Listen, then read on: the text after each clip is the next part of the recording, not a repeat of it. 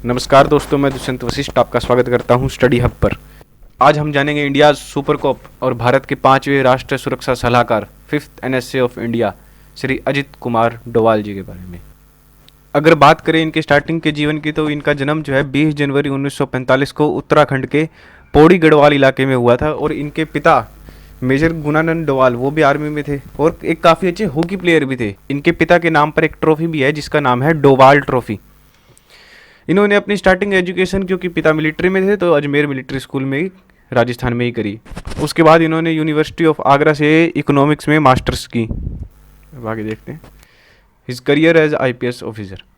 जैसे ही इनकी डिग्री खत्म हुई, उसके बाद इन्होंने अपने पहले ही अटैम्प्ट में जो है UPSC को क्लियर कर लिया। ट्रेनिंग के बाद इन्हें 1968 में एज ASP केरला का ऑर्डर दिया गया और केरला में इनकी पहली पोस्टिंग केरला के डिस्ट्रिक्ट कोट्टयम में हुई थी।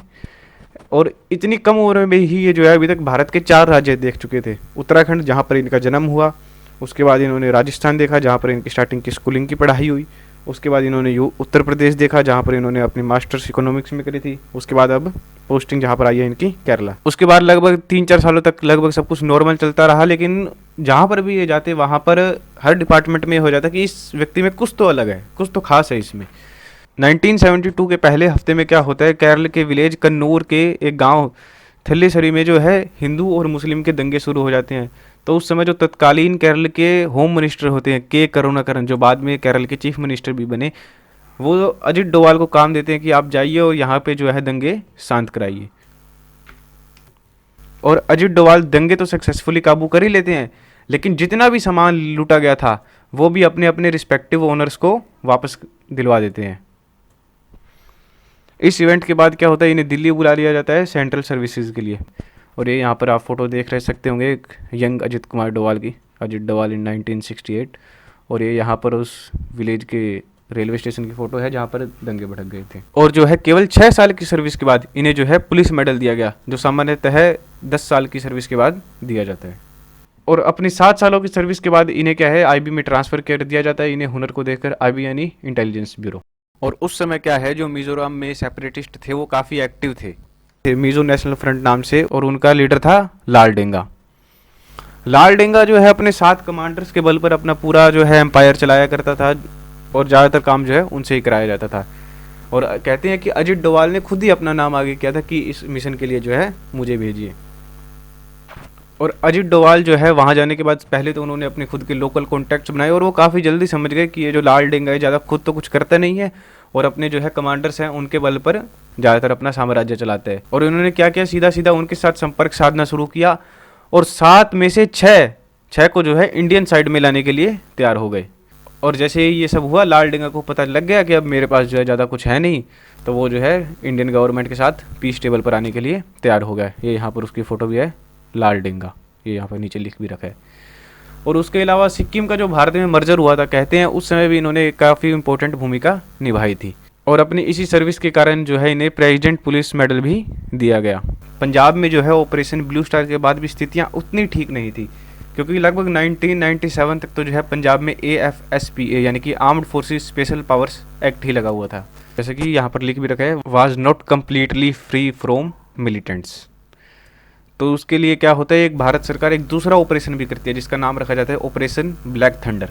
अब इस ऑपरेशन में अजित डोवाल की क्या भूमिका रहती है, लेकिन सबसे पहले हम ये जानते हैं कि ये जो ऑपरेशन हुआ था ना, इस ऑपरेशन में मिलिट्री की भूमिका एकदम मिनिमम थी और जो लोकल पुलिस फोर्सेस थी उनकी भूमिका ज़्यादा थी। तो इस ऑपरेशन में इंटेलिजेंस गैदर करने के लिए अजित डोवाल पहले एक रिक्शा वाला बनते हैं और उसके बाद जो गोल्डन टेम्पल है हरमंदिर साहिब, वहाँ पर एंटर करते हैं। और वहाँ पर जो मिलिटेंट्स थे उनको ये यकीन दिलाते हैं कि वो जो है पाकिस्तान के इंटेलिजेंस ऑफिसर है जिनको पाकिस्तान ने उनकी मदद करने के लिए भेजा है। और धीरे धीरे वो उनसे कनेक्शन बनाते हैं। अच्छा, और जितनी भी इन्फॉर्मेशन उन्हें मिलती है वो सारे की सारी इंडियन अथॉरिटीज़ को ट्रांसफ़र करते रहते हैं। और वहाँ पर वो कुछ मिलिटेंट्स को सरेंडर करने के लिए भी बना देते हैं। इससे मुझे जो है एक बात याद आई, एक वीडियो में इनसे कोई पूछता है कि आपको जो है डर नहीं लगता कि आप उस समय एकदम मिलिटेंट्स के एकदम सामने थे, अगर वो आपको पहचान जाते तो क्या होता। तो ये जवाब देते हैं कि देखिए, डर तो सबको लगता है, लेकिन 3 तरह के लोग होते हैं ब्रॉडली इसमें। पहले जो काम करने से पहले डरते हैं, दूसरे जो काम करते वक्त डरते हैं, और तीसरे जो काम करने के बाद डरते हैं। और मैं जो है तीसरे में आता हूँ कि मैंने भी बाद में सोचा कि अगर यार उस समय मैं पकड़ा जाता तो क्या होता। तो ये सब हुआ था, ये एक अपने एक जो है यूट्यूब वीडियो में बता रहे थे। उसके बाद 1988 में क्या होता है, इन्हें कीर्ति चक्र दिया जाता है, जो कि भारत का सेकंड हाईएस्ट गैलेंट्री अवार्ड है, और ये ऐसे पहले पुलिस ऑफिसर बनते हैं जिन्हें ये अवार्ड दिया जाता है। इससे पहले ये अवार्ड जो है केवल और केवल एज ए मिलिट्री ऑनर के तौर पर दिया जाता था। ये यहाँ पे आप यू हटा दीजिए, अब जो है नई स्पेलिंग में इसके यू नहीं आता। इसके बाद इनका ट्रांसफ़र जो है जम्मू कश्मीर में किया जाता है, क्योंकि जम्मू कश्मीर में 90s के एरा में जो मिलिटेंसी थी वो एकदम पीक पर थी। और वहाँ पर जाकर क्या करते हैं, ये एक मिलिटेंट मोहम्मद यूसुफ पारे, जिसे आप ज़्यादातर पॉपुलरली कूका पारे के नाम से जानते हैं, उसके साथ कनेक्शन इस्टेब्लिश करते हैं और उसे मना लेते हैं कि आप जो है अब इंडियन साइड के लिए काम कीजिए। और ये वहाँ पर भी जो है काफ़ी इनका कहते हैं कि अच्छा करियर रहा था। इसके बाद 1999 में क्या होता है, इंडियन एयरलाइंस की एक फ़्लाइट IC-814 को हाईजैक कर लिया जाता है, और उस फ्लाइट को जो छोड़ने के बदले क्या है, भारत सरकार को कहा जाता है कि आप जो है 100 से ज़्यादा आतंकवादी जो आपकी जेलों में सड़ रहे हैं उन्हें छोड़ दिया जाए। उसके बाद नेगोशिएशंस के दौर शुरू होते हैं, जिसमें अजित डोभाल का भी हिस्सा रहता है। और जहाँ पर 100 की बात हो रही थी, वहाँ पर अजित डोभाल के नेगोशिएशन स्किल्स के कारण जो है लास्ट में केवल 3 आतंकियों को छोड़ा जाता है, जिसमें कि मसूद अजहर, जो कि आज पाकिस्तान में खुला घूम रहा है, उसका भी नाम शामिल होता है। और कहते हैं कि जितनी भी 15 हाईजैकिंग हुई थी 1971 से लेकर 1999 के बीच में, उसमें हर एक की नेगोशिएशन में जो है अजित डोभाल का कोई ना कोई रोल। तो अब हम बात करेंगे इनके जीवन के उस हिस्से की जो आज भी लोगों में सबसे ज़्यादा चर्चा का विषय है, आज भी जिसके बारे में लोग सबसे ज़्यादा जानना चाहते हैं। इनकी ज़िंदगी के 7 साल पाकिस्तान में, 7 years of his life in Pakistan. 1974 में जब भारत ने ऑपरेशन स्माइलिंग बुद्धा के अंदर अपने पहले न्यूक्लियर टेस्ट कंडक्ट करे, उसके बाद क्या था, पाकिस्तान जो है एकदम बौखला गया था और उसने डिसाइड किया कि जो अपना न्यूक्लियर प्रोग्राम है वो अब काफ़ी तेज़ी से आगे बढ़ाएगा। जब इंदिरा गांधी को इस बात का पता चला तो उन्होंने डिसाइड किया कि वो जो है अपना स्पाई नेटवर्क पूरे पाकिस्तान में बिछा दिया जाएगा। और इसी कड़ी में अजित डोभाल को भी पाकिस्तान में भेजा गया वहाँ के न्यूक्लियर प्रोग्राम की जानकारी इकट्ठा करने के लिए। जो भारत सरकार थी उसको कुछ इनपुट्स थे कि जो है पाकिस्तान का न्यूक्लियर प्रोग्राम पाकिस्तान की एक research laboratory, Khan research laboratories के अंदर जो है चल रहा है। तो अजित डोभाल ने क्या किया, अपने आप को एक भिखारी के रूप में बनाकर वहाँ उसके बाहर बैठने लगे और चेक करने लगे कि कौन अंदर जा रहा है, कौन आ रहा है, कौन जा रहा है, कौन आ रहा है। उसी में क्या किया, इन्होंने जो वहाँ अंदर बाहर जाते थे उनके हेयर सैंपल्स कलेक्ट करना शुरू कर दिया और उन्हें इंडियन साइड भेजा ताकि वो जो है हेयर सैंपल्स की जांच कर सके। और जांच में पता लगा कि ये जो हेयर सैंपल है ये एक्सपोज्ड है किसके, न्यूक्लियर रेडिएशन के, यानी कि इनमें जो है न्यूक्लियर रेडिएशन पाई गई। इससे क्या हुआ कि भारत सरकार को जो अब तक शक था कि पाकिस्तान का न्यूक्लियर प्रोग्राम जो है खान रिसर्च लेबोरेटरीज़ के अंदर चल रहा है, ये यहाँ पर उसके एक फ़ोटो भी है खान रिसर्च लेबोरेटरीज़ की, अब जो है वो बात कन्फर्म हो चुकी थी कि पाकिस्तान का जो है न्यूक्लियर प्रोग्राम यहीं पर चल रहा है। तो भारत अब अपने हिसाब से उसके बाद एक्शन ले पाया। इसमें इन्होंने एक मज़ेदार किस्सा बताया था अपना लाइफ में पाकिस्तान में जब ये 7 साल वहाँ पर थे। एक बार हुआ क्या था, पाकिस्तान में किसी ने इन्हें पहचान लिया था कि ये एक हिंदू है। तो उन्होंने कहा कि तुम हिंदू हो। तो अजित डोभाल जी ने कहा कि नहीं, मैं हिंदू नहीं हूँ। उन्होंने फिर से कहा कि तुम हिंदू हो। अजित डोभाल ने फिर से कहा कि नहीं, मैं नहीं हूँ। तो उसने कहा तुम एक काम करो, मेरे साथ चलो। तो उसके बाद जो है अजित डोभाल जी उनके साथ चल पड़े। वो 3-4 गलियों में से ऐसे निकाला, उसके बाद अपने घर में चले गए। तो वहाँ ले जाकर फिर से पूछा कि तुम हिंदू हो। अजित डोभाल जी ने कहा हाँ, इस बार कहा कि हाँ ये तो ठीक है, हिंदू तो हूँ। फिर उन्होंने कहा कि तुम्हें पता है मुझे कैसे पता चला? अजित डोभाल जी ने कहा नहीं। कहते तुम्हारे जो है कान है ना वो छिंदे हुए हैं, और वो जो है हिंदुओं के छिदाते हैं, क्योंकि हमारे यहाँ जो है 16 संस्कार माने गए हैं, और उन्हीं 16 संस्कारों में जो 9वां संस्कार होता है वो है करण वैध संस्कार। उसमें क्या होते हैं, जो कान है ना वो छिंदाए जाते हैं। उसके बाद उस शख्स ने क्या किया, अपने कमरे में से एक अलमारी खोली, उस अलमारी के अंदर जो है माँ दुर्गा और जो है शिव जी की फ़ोटो थी। तो उसके बाद जो उस शख्स ने अजित डोभाल जी से कहा कि देखो भाई, यहाँ इन्होंने मेरे जो है पूरे परिवार को मार दिया था, कैसे ना कैसे करके बस अपने दिन काट रहा हूँ, लेकिन तुम जो है ये कान जो है इसकी कुछ प्लास्टिक सर्जरी करा लो, वरना तुम जो है यहाँ पर पकड़े जा सकते हो। तो ये जो किस्सा है एक बार खुद अजित डोभाल जी ने सुनाया था। किसी ने इनसे पूछा था कि हमने सुना है आप जो है 6 साल पाकिस्तान में रह कर आए थे। तो उन्होंने कहा 6 नहीं 7। तो उसी सिलसिले में इन्होंने ये पूरा किस्सा सुनाया था अपना। तो मैंने सोचा आपको भी ये किस्सा इस वीडियो में बता दूं। अब उसके बाद क्या हुआ, अपने जो है 7 साल बिताने के बाद ये वो जो है वापस भारत आ गई, और उसके जो बाद की घटनाएं हैं वो अभी हमने थोड़ी देर पहले डिस्कस करी है 80s और 90s की। और यहाँ पर 2004 में 31 जुलाई 2004 को इन्हें IB का डायरेक्टर यानी कि डायरेक्टर ऑफ इंटेलिजेंस ब्यूरो नियुक्त किया गया, जो कि एक काफ़ी सीनियर मोस्ट पोजीशन है जो कोई भी IPS ऑफिसर अपने करियर में पा सकता है। और SDIB ये जो SPG यानी कि स्ट्रेटेजिक पॉलिसी ग्रुप, ये वो मोदी जी की सुरक्षा वाला नहीं है, ये अलग है। और जॉइंट इंटेलिजेंस कमेटी के भी मेंबर थे। और इन्हीं के कार्यकाल के दौरान मल्टी एजेंसी सेंटर और joint task force on intelligence JTFI भी जो है फाउंड किया गया। इसके बाद 31 जनवरी 2005 को ये जो है DIB पद से रिटायर हो गए। अपने रिटायरमेंट के बाद भी लेकिन ये जो है इंटरनेशनल जियोपॉलिटिकल डिस्कोर्स या नेशनल सिक्योरिटीज़ के जो मैटर थे उनमें काफ़ी एक्टिव रहे थे। ये यहाँ पर उन्होंने रिटायरमेंट के दौरान एक जो है थिंक टैंक भी फाउंड किया था, विवेकानंद इंटरनेशनल फाउंडेशन। ये यहाँ पर उसकी फ़ोटो भी है।